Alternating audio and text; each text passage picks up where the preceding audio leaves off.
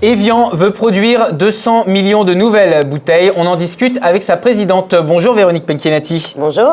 Danone a inauguré il y a quelques jours la rénovation de son usine à Evian avec pour objectif d'atteindre les 2 milliards de bouteilles d'ici à 2020. Quand il reste 2 ans et demi, est-ce que vous êtes confiante ? Oui, je suis confiante et heureusement qu'on a des projets et qu'on a des ambitions parce que quelle semaine nous avons passé. C'est vrai que cette inauguration, pour nous, c'était un moment très important, qui était à la fois pour accueillir nos salariés et les gens de l'extérieur, nos partenaires. 3500, 4000 personnes pendant la semaine. Et pour moi, c'était vraiment le fruit de 6 ans. 6 ans d'une rénovation totale de notre usine, avec un triple objectif. D'abord, accompagner la croissance de la marque pour les années à venir, porter toute la stratégie de l'innovation d'Evian, parce que vraiment, on a chez Evian, l'innovation est au cœur de notre stratégie, et enfin, soutenir nos ambitions environnementales. Et justement, c'était l'un des points que je voulais aborder avec vous sur cette question de l'environnement. Cette usine utilise des énergies renouvelables avec pour objectif d'avoir une neutralité carbone. Comment ça impacte vos coûts ? Alors, que je vous explique, parce que c'est important, tout cet aspect environnement. Il faut savoir que, clairement, chez Evian, on doit tout à la nature. Donc, le développement durable, pour nous, il est extrêmement important. Et depuis des années, on travaille main dans la main avec les communes, les collectivités locales, les agriculteurs, déjà pour protéger toute la zone qu'on appelle de l'impluvium, pour préserver cet impluvium, protéger l'eau de toute pollution extérieure. Petit projet très intéressant, on a inauguré en même temps que l'usine un méthaniseur. C'est le plus grand méthaniseur de France, on collecte tous les déchets agricoles et on les transforme en énergie renouvelable, du biogaz. Donc ça, c'est vraiment dans nos gènes, je dirais. Et donc là, pour l'inauguration, on a travaillé sur tous les aspects énergétiques, puisqu'on a baissé notre consommation énergétique de 23%, ce qui est énorme. On utilise des énergies 100% renouvelables et on a eu la chance d'être certifié carbone neutre au niveau de notre site de production. Alors bien sûr, ça n'est qu'une première étape dans une ambition beaucoup plus forte qu'on s'est fixée au niveau de la marque lors de la COP21, puisqu'on a l'objectif que la marque Evian soit neutre en carbone en 2020. Alors, neutre en carbone d'ici à 2020 pour la marque donc Evian. Si l'on s'intéresse cette fois-ci toujours à l'environnement, mais au niveau des bouteilles qui parfois peut avoir mauvaise réputation d'un point de vue environnemental, votre objectif que vous aviez pris également lors de la COP21, c'était 25% de matériaux recyclés dans les bouteilles d'ici à 2020. Également, serez-vous dans les clous sur ce point-là ? Alors, on est dans les clous puisqu'on l'a déjà atteint. C'est-à-dire qu'en 2017, on a en moyenne 25% de RPET, donc de PET recyclé dans la fabrication de notre bouteille. Notre objectif, c'est 50% en 2020, avec un objectif, une ambition pour encore dans plus longtemps, d'atteindre 100%. Parce que ce qui est important, c'est qu'on doit travailler sur tous les éléments du cycle de l'eau et de la bouteille. Donc bien sûr la production. Déjà entre 2008 et 2012, on avait réduit notre empreinte carbone de 40%. On a été les premiers à utiliser en 2008 du plastique, du PET recyclé, justement dans la fabrication. On est aujourd'hui à 25, un objectif d'atteindre 50 en 2020. On travaille également, bien sûr, sur tout ce qui est logistique. Le transport, notamment. Le transport qui est extrêmement important pour nous. À l'usine, on a une gare. On a une gare privée, on a 13 km de rails et 60% de nos expéditions aujourd'hui se font en train. Ça, c'est aujourd'hui. On a l'ambition de continuer à augmenter ce pourcentage parce qu'effectivement, tout ce qui part en train est mieux d'un point de vue empreinte carbone que tout ce qui part en camion.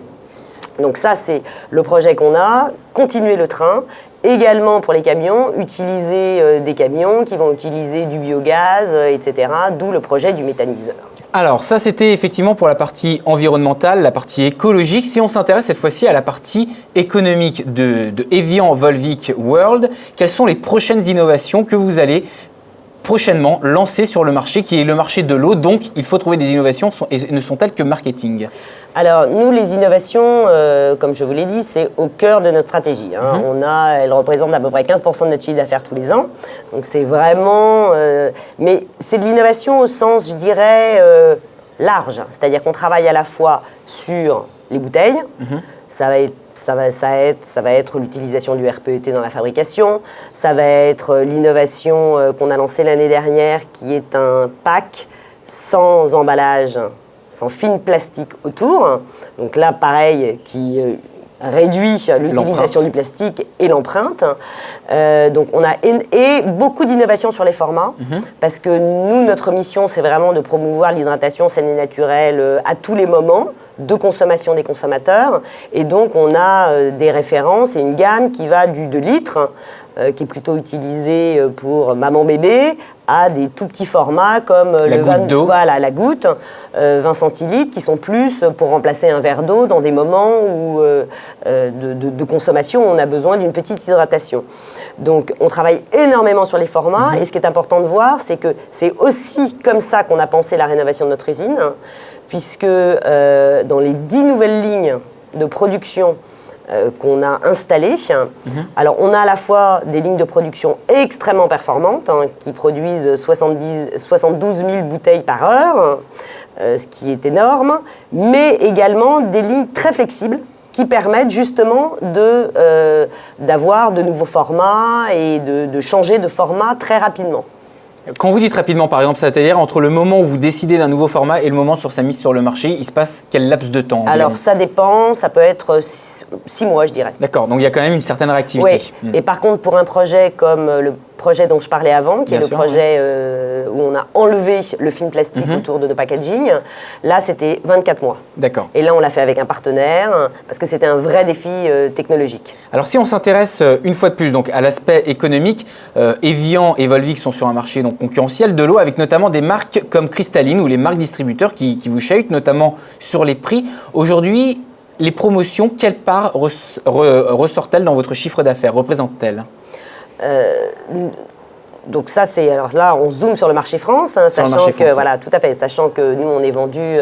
la France, c'est à peu près 40% de notre chiffre d'affaires, puisqu'après, on est vendu dans d'autres pays européens, aux États-Unis, à l'export.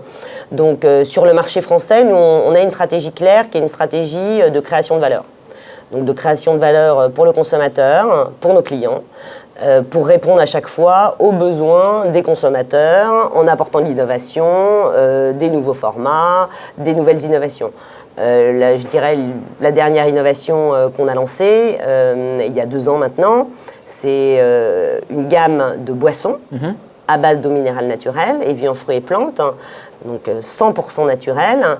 Et également l'année dernière, en partenariat avec Kousmi, une gamme de boissons également à base d'eau minérale naturelle, avec du thé, des infusions de thé, et beaucoup moins sucré que la moyenne du marché. Et donc, nous, notre objectif, c'est toujours d'innover, de créer de la valeur, d'apporter des choses différentes pour nos consommateurs et pour nos clients. Quitte à passer par des collaborations. Tout à fait. On s'intéresse donc d'un point de vue géographique, puisque vous êtes la présidente monde d'Evian Volvic, quelles sont aujourd'hui vos principales sources, sans jeu de mots avec l'eau, mais vos principales sources de croissance? Est-ce que c'est en Europe? Est-ce que c'est en Asie? Est-ce que c'est en Amérique? Alors, au global, on a la chance d'être sur un marché, le marché de l'eau, qui se porte bien dans toutes les géographies. Pourquoi? Parce que ce qu'on est en train de voir actuellement, c'est une tendance des consommateurs qui vont vers des boissons plus saines et naturelles. Donc, bien évidemment, l'eau, qui est la boisson la plus saine et naturelle qui existe. Donc, on a une dynamique de marché, à la fois en Europe, mais également aux États-Unis et également en Asie, très porteuse, on va dire. Donc, nous, nos sources de croissance, elles sont à la fois, bien sûr, sur les marchés comme les États-Unis, où le marché de l'eau en bouteille est en très forte croissance, mais également en Angleterre et également en Europe. Donc, on a vraiment une source de croissance, je dirais, assez diversifiée. L'année dernière, on a fait, sur la marque Evian, on a fait 8% de croissance. à peu près, je dirais, équilibré dans nos différentes géographies. Merci Véronique Penchinati d'avoir été avec nous ce matin. Je rappelle, présidente d'Evian Volvic World.